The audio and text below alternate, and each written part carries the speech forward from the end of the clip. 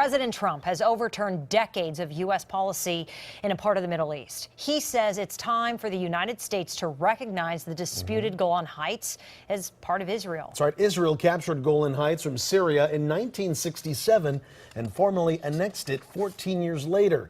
But the rest of the world has never recognized Israel's control until now. KCAL 9's political reporter Dave Bryan is here to explain the impact of President Trump's move. Well, and there are all kinds of political implications involved here. The Golan Heights has always been a firebomb ready to go off and a point of deep hostility between Israel and its Middle Eastern neighbors. But President Trump's surprise announcement is in conflict with the United Nations, which has rejected Israel's occupation of the Golan, and it certainly raises huge questions about U.S. credibility as an honest broker in the region.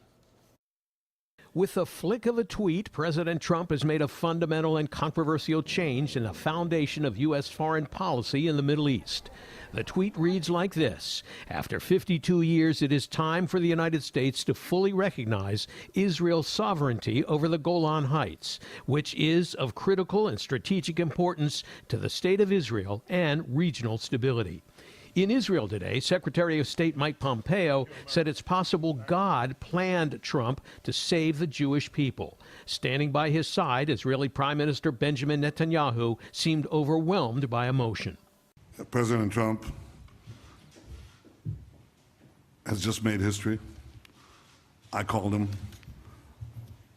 I thanked him on behalf of the people of Israel. And oh, by the way, Netanyahu's in the middle of a fierce re-election battle at home while facing corruption charges.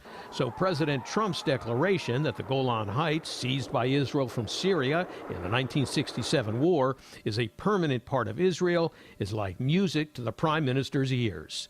In an interview with Fox News, President Trump explained his decision. I've been thinking about doing it for a long time. It's been a very hard decision for every president. No president has done it. It's not about Netanyahu's re-election. No, I wouldn't even know about that. The president's action Thursday doesn't really change anything on the ground in the Golan Heights, which has been patrolled by the United Nations for decades and is home to both Israelis and Syrians. But coming 19 days before the Israeli election, President Trump's endorsement of Israel controlling the Golan Heights is a huge victory for Netanyahu, whose chances of winning were compromised by pending charges of corruption and bribery. In fact, Netanyahu has tried to connect himself closely with President Trump. His campaign has even put up posters of the two men holding hands, and here's why. Trump is enormously popular in Israel. In fact, it's kind of the reverse of what he is here, at least among American Jews. There, he enjoys about 80% popularity among Israeli Jews. And so, you know, this is only going to make him more popular, and that popularity definitely reflects on Bibi. Bibi is Netanyahu's nickname, but the president's Twitter pronouncement may fire up plenty of controversy as well.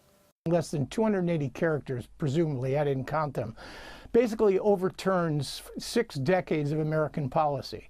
And the reason, the logic, the rationale, the justification is to directly and willfully intercede in an Israeli election campaign. But former Jewish Journal publisher and editor-in-chief Rob Eshman says the Trump campaign may be jumping in on this for another political reason as well, much closer to home. There's a full court press among Republicans to try to go after the Jewish vote in 2020. And I think they see this as something that would definitely help. I think that's important to say. Now, Eshman says in the 2018 midterm elections, the Jewish vote was about 80% for Democrats. And the Republicans now believe that the vision of President Trump showing enormous favoritism to Israel will peel off some of those Jewish voters at a time when some Democratic voters are already leery about some elected Democrats in their party and their comments about Jewish supporters of Israel.